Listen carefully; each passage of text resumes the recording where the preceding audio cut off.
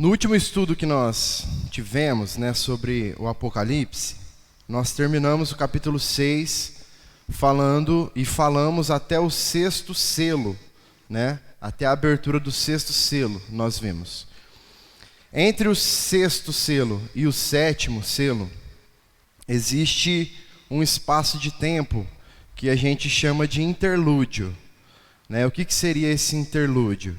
É justamente um espaço de tempo entre um acontecimento e outro. Então, entre o sexto e o sétimo selo, existe um espaço de tempo onde está inserido o capítulo 7, que é justamente o capítulo que nós vamos entrar agora, certo? Então, abra sua Bíblia aí em Apocalipse capítulo 7. Ô Marcelo, abaixa um pouquinho o microfone, fazendo favor. Som. Ei. Beleza.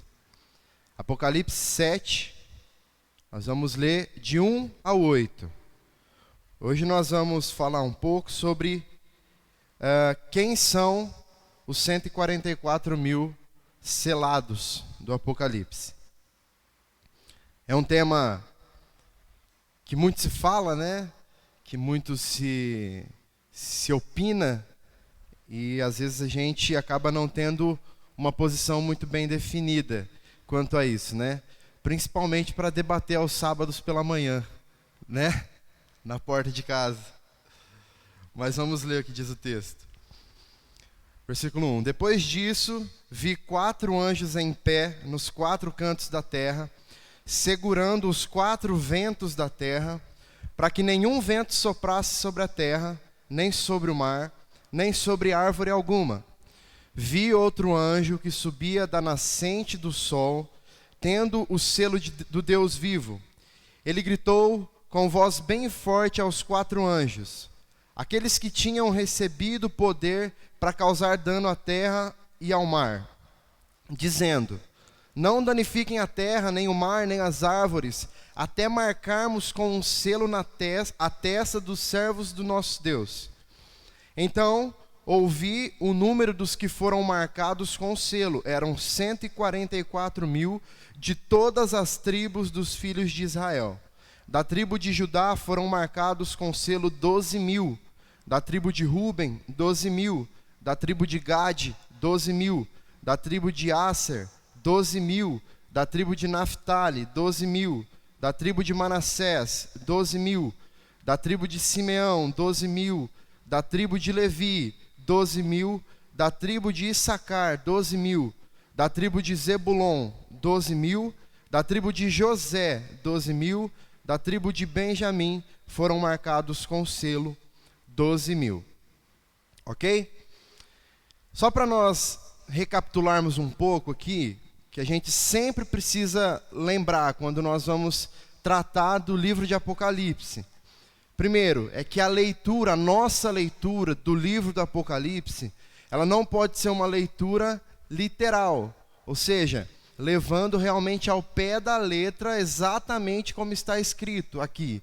Tudo tem uma interpretação, tudo tem uma aplicação para que nós possamos entender o que de fato o texto está dizendo, ok?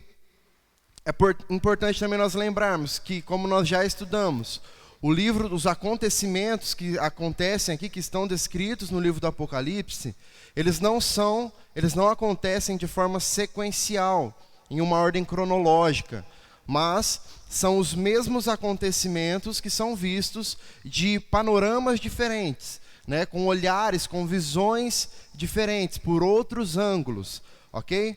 Outra coisa que eu sempre digo e que nós vamos continuar praticando aqui, é que sempre haverá mais do que uma interpretação, sempre. E a nossa ideia é apresentar pelo menos 2 ou 3 dessas que são as mais famosas, vamos dizer assim, as mais debatidas, para que nós tenhamos conhecimento do que cada uma defende, o que cada uma pensa. A intenção aqui não é que ninguém saia pensando como o Alisson, não é isso.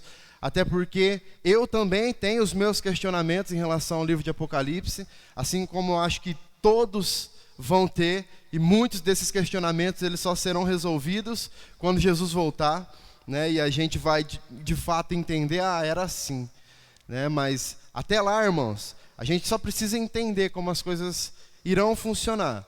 Você vai ter sua preferência, o seu irmão vai ter a preferência dele, mas o importante, o centro de tudo, que eu sempre disse, desde quando nós começamos a estudar as cartas para as 7 igrejas, é que o objetivo principal do Apocalipse é fazer com que a igreja esteja atenta e preparada para o dia em que o Senhor virá buscar a sua igreja, ok? Esse é o objetivo máximo, é o primeiro objetivo do Apocalipse.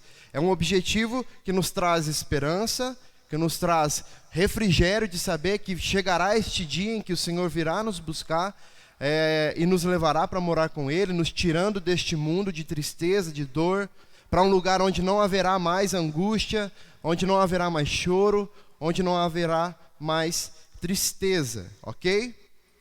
E por último, é importante lembrar também que o capítulo 6, que nós já estudamos, ele termina com uma pergunta. O versículo 16 diz assim: e disseram aos montes e aos rochedos: caiam sobre nós e nos escondam da face daquele que está sentado no trono e da ira do Cordeiro. Porque chegou o grande dia da ira deles, e quem poderá subsistir? Então, no capítulo 7, que é esse interlúdio, esse espaço de tempo aí entre o 6º e o 7º selo, ela surge para responder essa pergunta. Ou seja, quem subsistirá à ira do Senhor, à ira do dia do Senhor? E o capítulo 7 vem para responder isso, que os 144 mil selados, eles serão protegidos, eles serão livres da ira do Senhor, eles não sofrerão a ira do dia do Senhor, ok? Então, já falando sobre os 144 mil, existem também muitas interpretações, muitas ideias que acabam tornando esse tema talvez um dos preferidos, né, na discussão da escatologia. Nesse texto aqui nós vamos conhecer as principais interpretações aí disponíveis sobre esses 144 mil. Essa referência sobre os 144 mil selados, ela vai aparecer a primeira vez na Bíblia aqui, no capítulo 7 do Apocalipse, onde o texto vai dizer que João teve a visão de 4 anjos nos 4 cantos da terra, segurando, né, retendo 4 ventos. Né? E o significado disso é que um juízo que atingirá todo mundo está prestes a acontecer. Estes 4 ventos são ventos de destruição, né? Como nós vimos aqui, a ira do Senhor, ela vai se estabelecer sobre toda a humanidade. E isso está representado aí no versículo de 2 a 4, pelas figuras da terra, do mar e das árvores, representando toda a criação, ok? Então, esses 4 anjos estão preparados para soltar esses ventos para que haja destruição, uma destruição universal, que atinja todo o mundo. Né? Só que esse juízo ele é impedido à primeira instância, ele já não está acontecendo ainda aqui no capítulo 7, justamente porque era preciso que 144 mil fossem selados. Em seguida ali, João ele vai fazer uma relação de forma um pouco modificada das tribos de Israel, né? Onde aparecem cada tribo sendo selado 12 mil. E por que essa relação um pouco modificada? Porque se você notar ali nos versículos 7 e 8, você vai perceber que as tribos de Efraim e de Dan foram substituídas pelas tribos de Levi e de José, ok? Tem uma pequena explicação para isso que nós vamos ver daqui a pouco.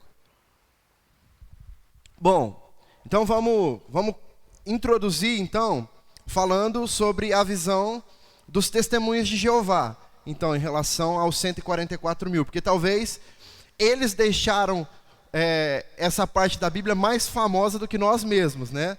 De tanto que é falado e é uma doutrina da qual eles não abrem mão, que é algo que é o cerne da fé deles, vamos pensar assim. Então, segundo eles, segundo a seita dos testemunhos de Jeová, esses 144 mil selados, eles são como uma espécie de elite da igreja, ok?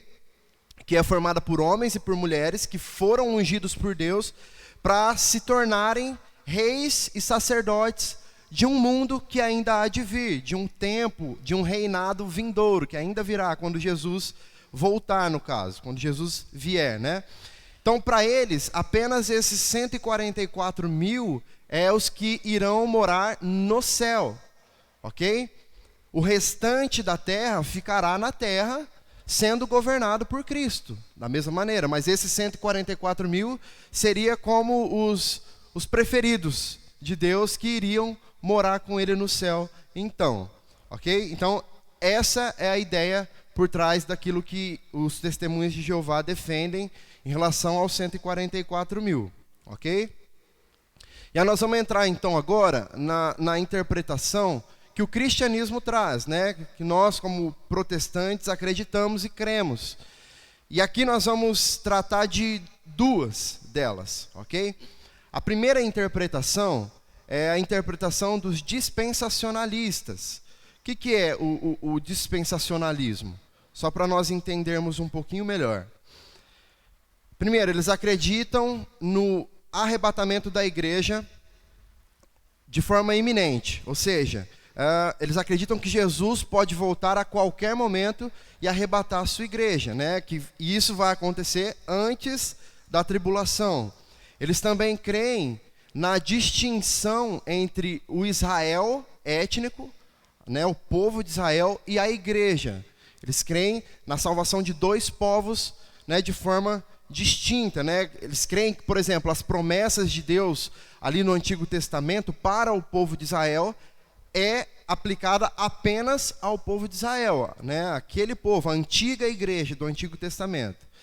Em relação à tribulação, eles acreditam que a tribulação também é esse período de 7 anos de julgamento que vai acontecer, no caso aqui, após o arrebatamento da igreja, porque eles são, né, pré-tribulacionistas, que a igreja será arrebatada antes da tribulação.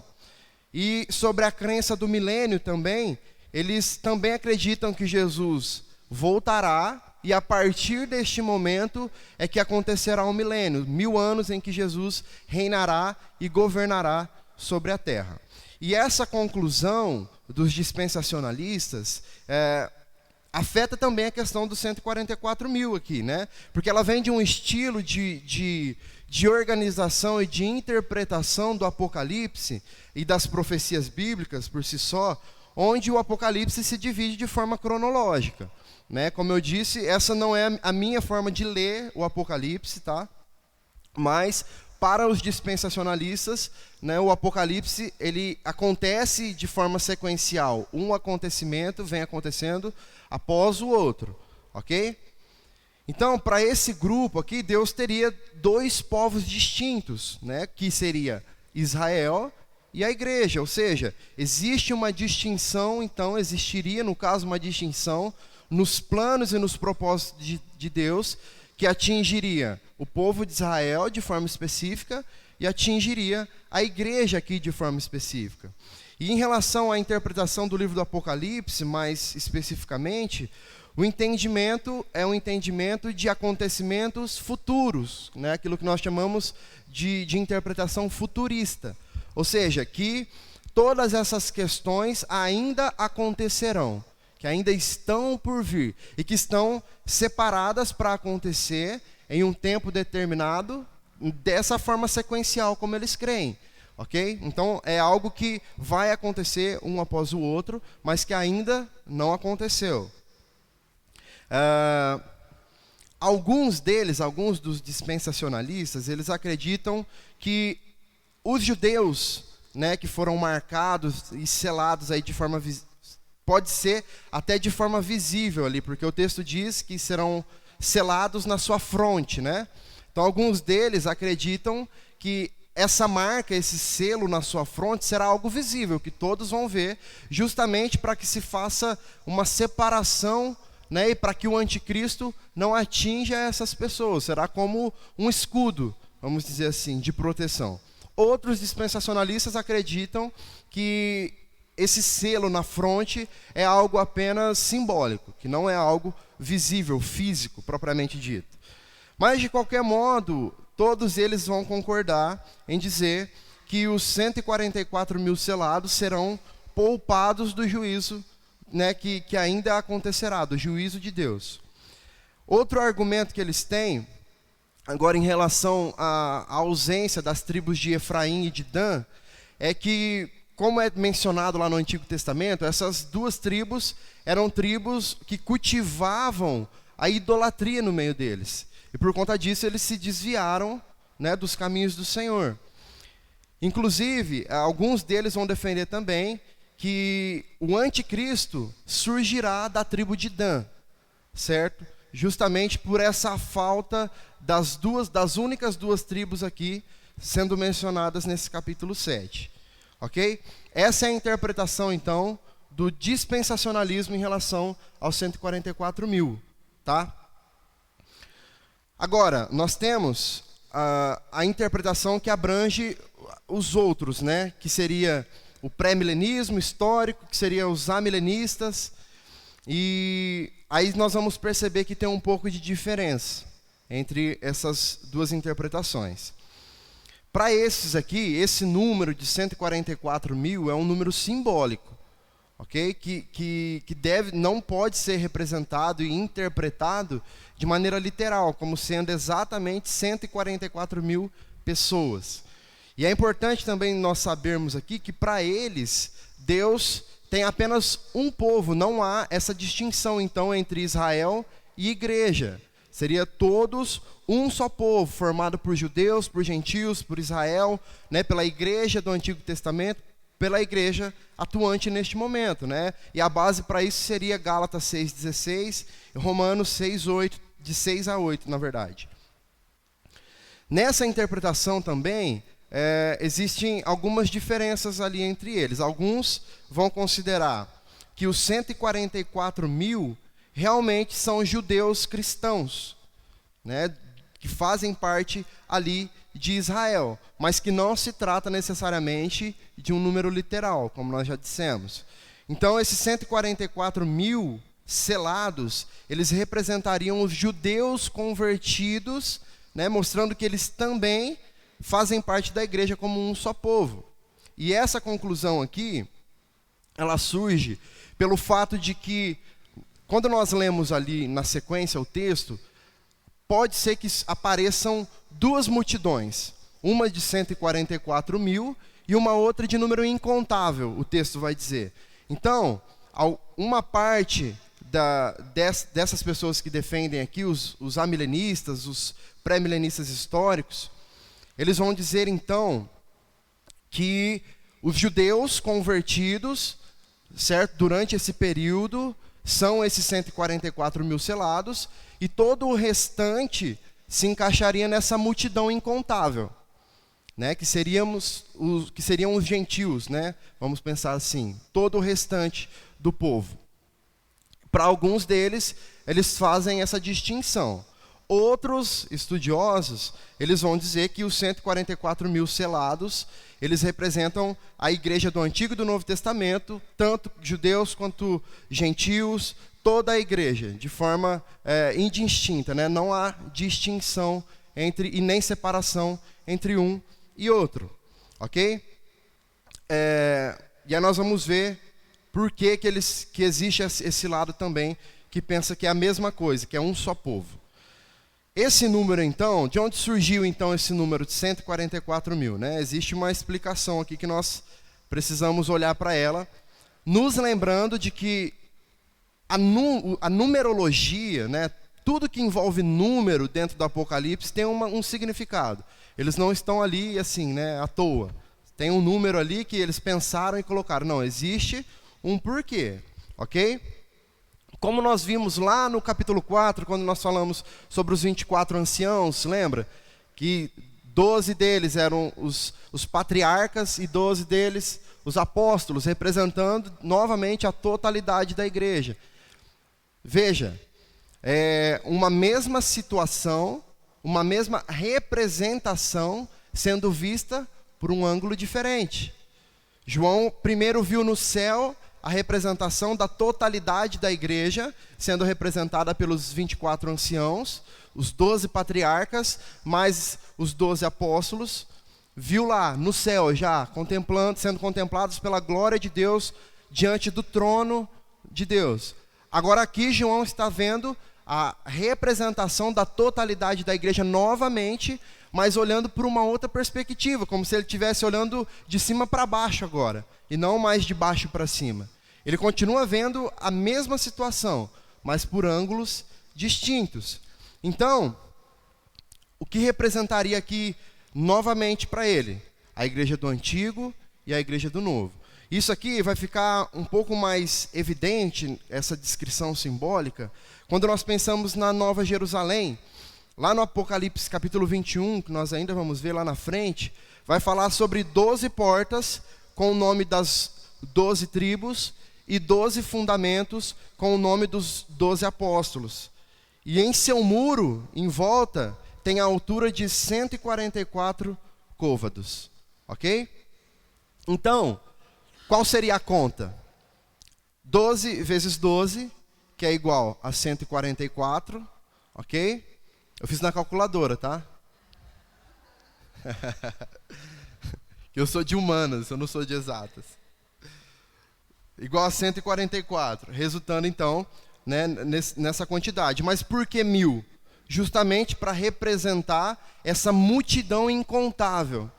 Quem de nós teríamos a paciência para contar 144 mil pessoas?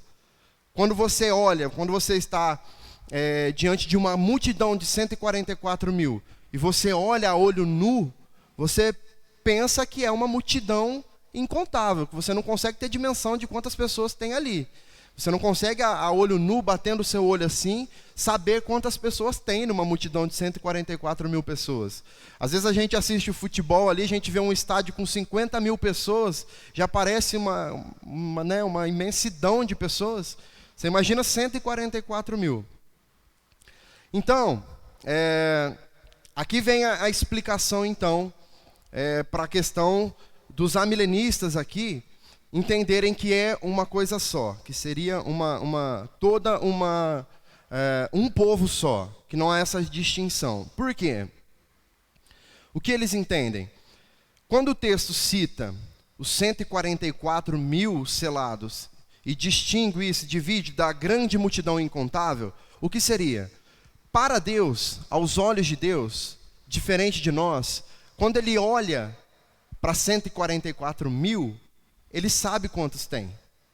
Então, aos olhos de Deus, quando ele olha para o seu povo, ele entende quem está ali. Ele sabe quem está ali. Por quê? Porque ele próprio foi quem elegeu esse povo.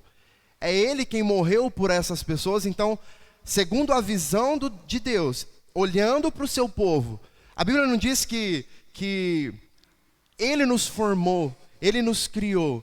Tudo que há dentro de nós, até mesmo as nossas entranhas foram criadas por Ele. A Bíblia diz que antes da palavra chegar à nossa boca, Ele já sabe o que nós iríamos dizer. Você acha que o Senhor olhando, outra coisa que a Bíblia diz, que Ele se inclina para nos olhar. Então, pensa o tamanho da dimensão de Deus, o quão grande esse Deus é, diante do que nós somos, diante do nosso tamanho. Certo? Então, obviamente, Deus sabe quem são cada um e conhece por nome. Ele nos conhece pelo nosso próprio nome. Então, essa visão dos 144 mil, para Deus, é justamente isso. É um número possível de se contar. Porque ainda que aos nossos olhos isso seja impossível, se a gente passar contando um por um, a gente vai chegar a esse número. Talvez a gente se perca no meio do caminho, volte de novo. Vai demorar bastante. Mas Ele sabe. Para Deus é totalmente possível. E essa outra multidão de número incontável é justamente a nossa visão. É a forma como nós enxergamos o povo salvo. Nós não conseguimos saber quantas pessoas serão salvas. Nós não temos essa dimensão. Mas nós sabemos que será uma grande multidão. E nós não temos a condição de contar. Até porque, se nós pararmos para pensar, serão salvos de todas as nações. Como nós aqui em Monte Azul Paulista, interior de São Paulo, no nosso mundinho, teríamos a condição de contar quantas pessoas seriam salvas. Então, essa distinção que o texto faz, para esse quadro aqui da interpretação, é entendido desta forma, que os 144 mil é Deus olhando para aqueles que Ele conhece que serão salvos, e a multidão, essa grande multidão incontável, somos nós diante de todo o povo que será salvo. Ok? Então, qual que seria aqui a interpretação correta para os 144 mil selados? E aí nós voltamos ao que eu disse lá no início. Isso vai depender do tipo de interpretação que você tiver. Você pode ter a primeira interpretação e você pode ter essa segunda interpretação, ok? Particularmente, eu penso que a segunda interpretação é uma interpretação mais correta, mais próximo do ideal, né? Onde os 144 mil selados aqui, eles vão representar a totalidade do povo que será salvo. Ou seja, esses 144 mil, irmãos, continua sendo um número simbólico, ok? Assim como todos os outros números que nós vimos aqui no Apocalipse. Assim como a nossa maneira de ler o Apocalipse também até aqui foi feita. Então eu entendo que esse povo todo, né, esses 144 mil, são aquelas pessoas que o próprio Deus elegeu para si, todos eles, judeus, gentios, a igreja de Israel, a igreja do Novo Testamento, todos aqueles que serão salvos, todos aqueles que foram de fato alcançados pelo sacrifício de Jesus, todos aqueles. Então, esse número aqui, eu penso também que ele não pode ser literal, porque isso vai ignorar justamente a forma como o livro do Apocalipse foi escrito, né? O seu gênero literário, como nós dissemos. Ou seja, do início ao fim nós vamos ver diversas, né, várias e várias figuras de linguagem, várias simbologias. Até porque se nós formos levar ao pé da letra tudo que está escrito aqui no Apocalipse, nós vamos criar bastante assim, né, situações que nós não somos capazes de visualizar. Né? Se nós formos pensar na descrição que é dada de Jesus, por exemplo, nós não vamos nem querer encontrar com ele, para começar. Né? Nós vamos achar que é um monstro, na verdade, e não o próprio Jesus. Né? Então, tudo existe uma simbologia que nós precisamos entender o porquê que ela é dita. Ok? Então, o número 144 mil aqui, ele não pode ser interpretado só ele de forma diferente. Ele precisa entrar nesse mesmo critério de avaliação, né? Assim como todo o restante. E também não pode ser aplicado às tribos de Israel exclusivamente ali, porque isso implicaria em uma diferença entre igreja e Israel. E isso é algo que, se nós lermos o contexto, a narrativa bíblica toda ali, principalmente quando nós entramos no Novo Testamento, nós vamos ver que isso começa a ser desconstruído pelos escritores ali do Novo Testamento. Principalmente Paulo, ele faz muito isso. Olha o que ele diz lá em Romanos 9, de 6 a 8. E não pensemos que a palavra de Deus falhou. Por quê?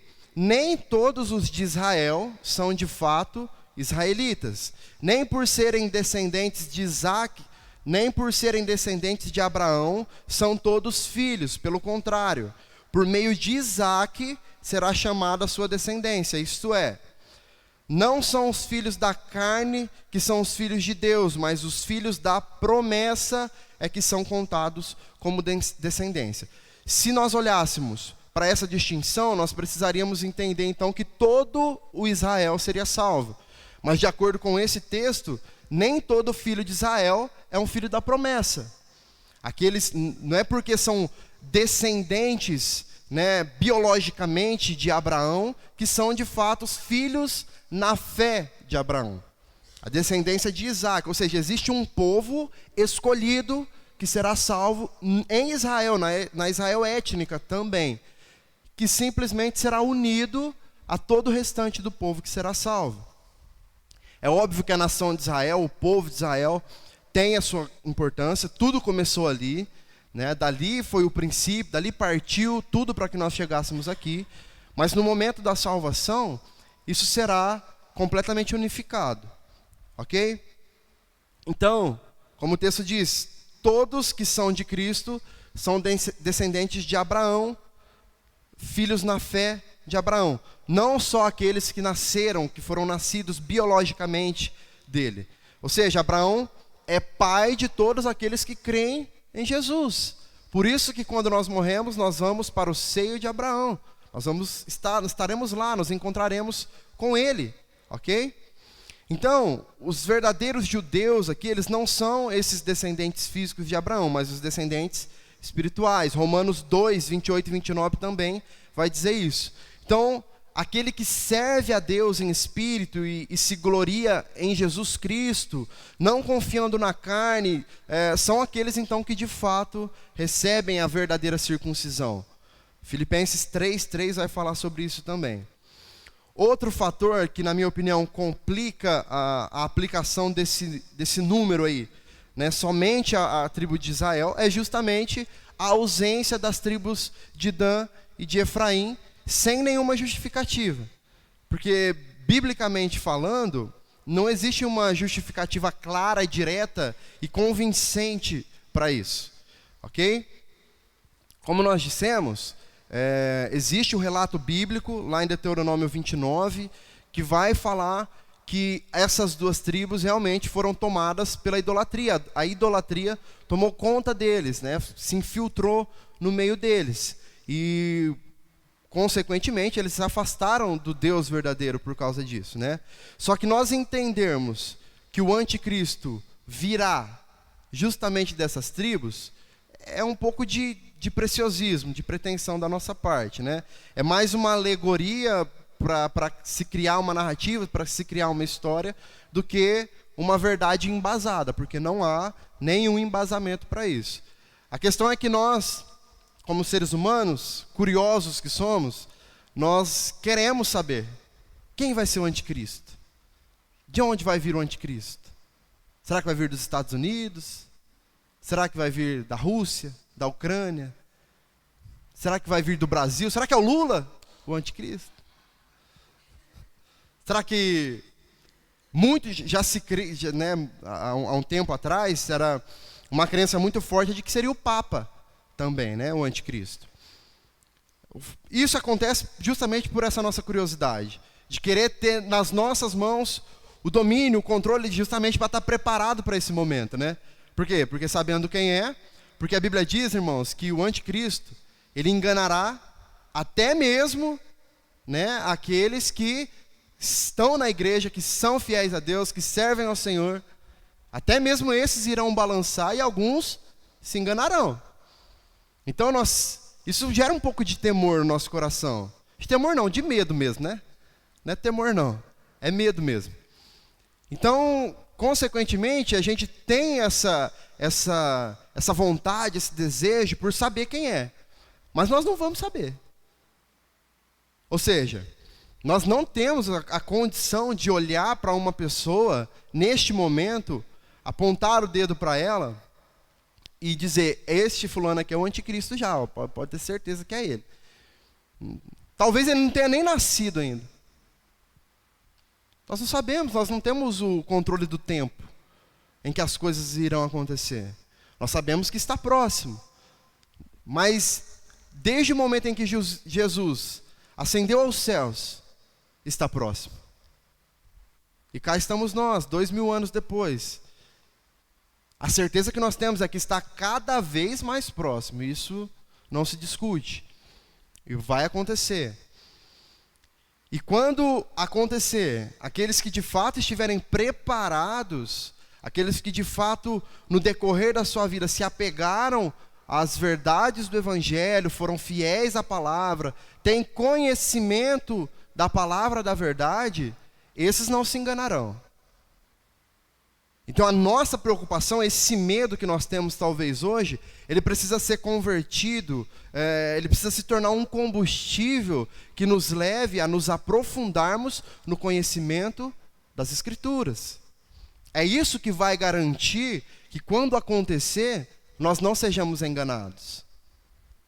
Não é ter uma revelação de Deus. Não é sonhar que fulano é o anticristo. Não é isso. Se isso acontecer, irmãos, não é Deus. Vai por mim, não é Deus. Pode ser que em algum momento alguém acerte, né? De tanto chutar, né? Vai chutando, é esse, é aquele, é esse, não é esse, agora é aquele. Talvez em algum momento alguém vai acertar, mas isso não significa nada também.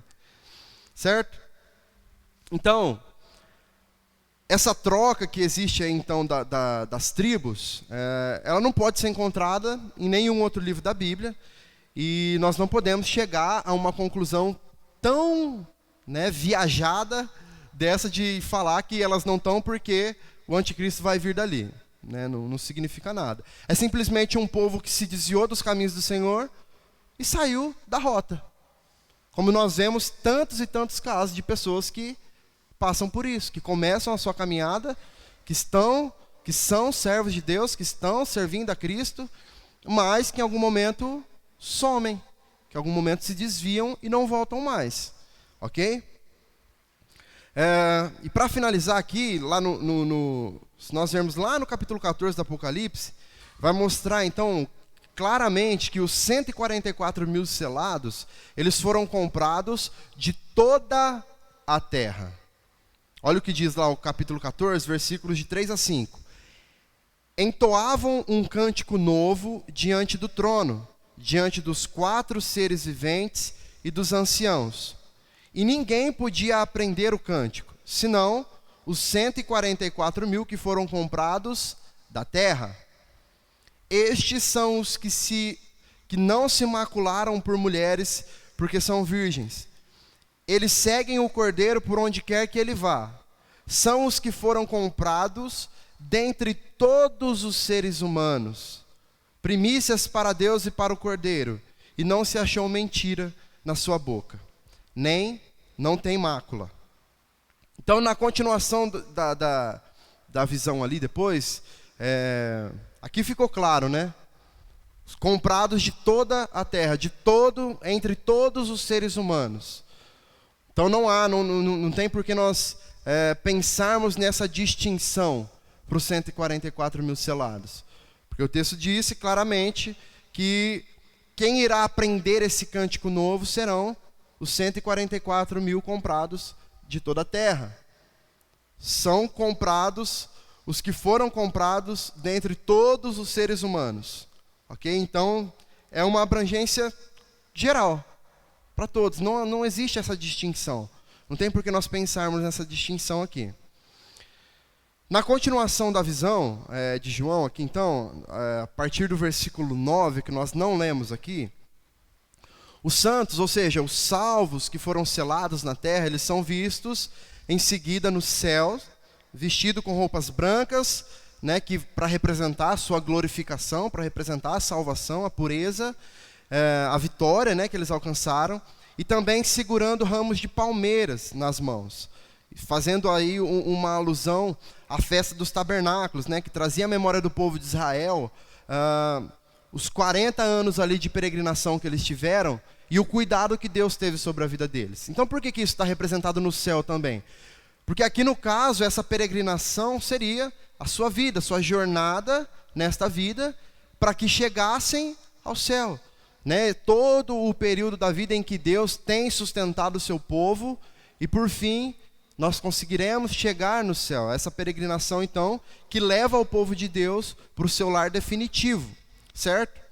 Aqui no caso, nessa visão aqui, na continuação depois, nós vamos ver que o Espírito de Deus, ele vai mostrar para João um pouco aqui de como estarão os salvos na eternidade, na presença de Deus, na presença de Jesus. João vai ter a possibilidade de enxergar isso ali. Ele percebeu, ele viu com seus olhos os 144 mil, né, uma multidão incontável. Viu como que Deus enxerga essa multidão, pela grandeza de Deus, sabe que Deus conhece cada uma dessas pessoas. E depois ele consegue enxergar, né, essa grande festa no céu, de todos aqueles que chegaram lá, que foram salvos. Nós temos a garantia então aqui a partir desse versículo, do versículo 9 aí, de que os santos, de que os salvos, eles estarão de fato na presença de Deus. E que aqueles que amaram a Jesus até o fim de suas vidas, eles estarão muito bem acompanhados na presença de Deus, na presença de Jesus, na presença dos anjos, em comunhão com o corpo de Deus, com o povo de Deus. Enfim, todos estarão lá. Então, por fim, irmãos, resumindo, nós entendemos aqui então que os 144 mil selados são a representação da igreja, a representação dos salvos na sua totalidade. Tá? E aí você pode interpretar isso, como eu disse, como o Israel e como a igreja, ou você pode interpretar isso como um povo só, ok?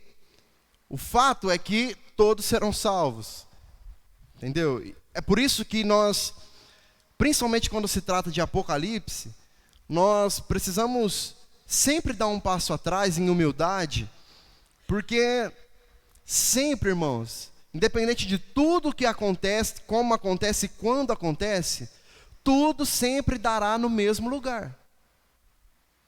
Se a salvação acontecerá de forma parcial, com essa divisão, povo de Israel e igreja, eles vão para onde? Para o mesmo lugar, para o céu. Se vai todo mundo de uma vez, todo mundo junto e misturado, vai para o mesmo lugar. Então não tem por que matar ou morrer por uma posição, por uma interpretação, quando na verdade o grande propósito de Deus é salvar o seu povo. De que forma vai ser? Pouco importa. E não cabe a nós julgar isso. Romanos 8 lá vai dizer, 8 ou 9 vai dizer, quando Paulo diz que quem é você, criatura, para questionar o Criador, os meios pelos quais Ele usa para salvar os seus. Nós não temos essa capacidade, muito menos essa condição diante de Deus. Então, sempre que se tratar de Apocalipse, dê um passo atrás em humildade, e você pode e deve ter suas preferências, sem dúvida, assim como eu tenho as minhas. Eu estou concluindo aqui baseado nas minhas convicções, né, nas minhas tendências, porque não chega nem a ser uma convicção. Se alguém chegar e apresentar algo que me convença do contrário, eu vou estar aberto para ser convencido do contrário, porque nós não conseguimos ter esse domínio sobre este livro. Ele com certeza é o livro mais difícil de ser interpretado na Bíblia, em toda a Bíblia, com certeza.